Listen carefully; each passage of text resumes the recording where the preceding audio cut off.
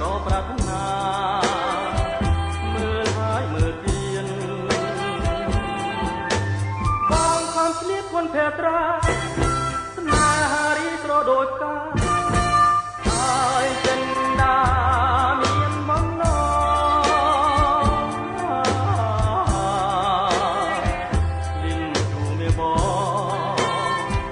អាសូរីផងដែលបងលើបើ